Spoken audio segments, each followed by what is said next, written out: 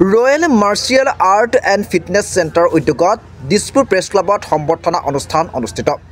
যোৱা 29-30 নৱেম্বৰত 2025ত কলকাতাত অনুষ্ঠিত হৈ যোৱা ৰাষ্ট্ৰীয় পৰ্যায়ৰ ফুল কণ্টেক্ট কাৰাটে প্ৰতিযোগিতাত অংশগ্ৰহণ কৰিছিল অসমৰ হৈ royal martial art and fitness চেণ্টাৰৰ পৰা 17জনকৈ খেলুৱৈ আৰু সৰ্বমুঠ 31টা পদক লৈ জয়ী হ'বলৈ সক্ষম হৈছিল। সেয়েহে আজি দিছপুৰ প্ৰেছ ক্লাবত পদকপ্ৰাপ্ত খেলুৱৈসকলক সম্বৰ্ধনা জনোৱা হয়। ৰূপজিৎ ৰয়ৰ সভাপতিত্বত অনুষ্ঠিত সম্বৰ্ধনা অনুষ্ঠানত খেলুৱৈসকলক গামোচা, ট্ৰফি আৰু মানপত্ৰ প্ৰদান কৰা হয়।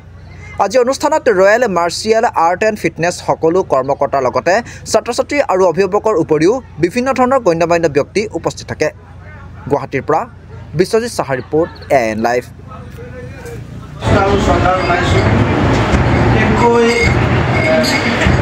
জগতখনত খুব বেছি জড়িত নাই।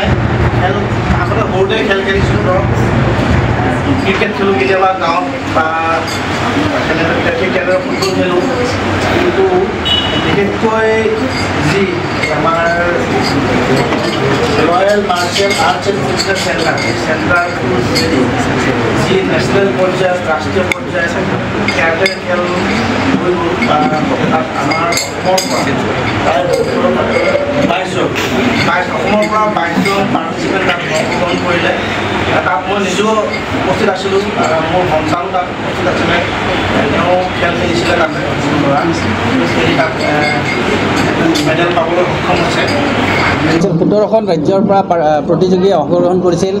টোটেল প্ৰতিযোগিতাত অংশগ্ৰহণ কৰা খেলুৱৈ আছিলে 520জন আছিল আৰু তাৰ মাজতে আমাৰ খেলুৱৈসকলে অতি সুফল দেখুৱাবলৈ সক্ষম হৈছিল।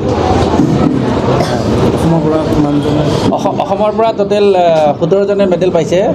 তাৰে ভিতৰত গ'ল্ড মেডেল আছে আমাৰ জুল্লুৰ আলী, ধৃতি স্মিথ, বন্দনা, এনেকৈ বিভিন্নজনে পাইছে। আৰু বিভিন্নটা কেটেগৰী হৈছিল, বিভিন্ন কেটেগৰীত খেলসমূহ অনুষ্ঠিত হৈছিল।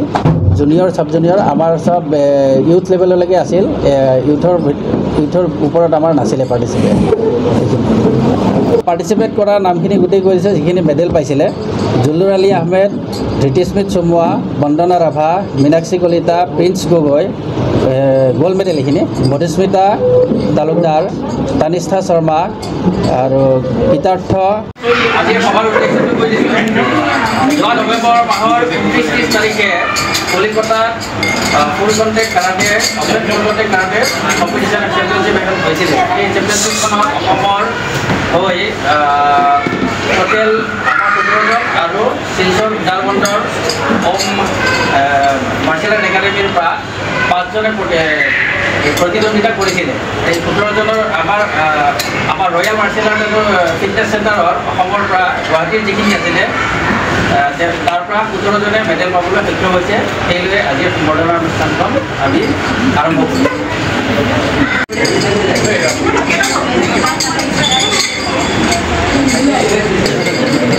জেকেটটো তুলি থাকে।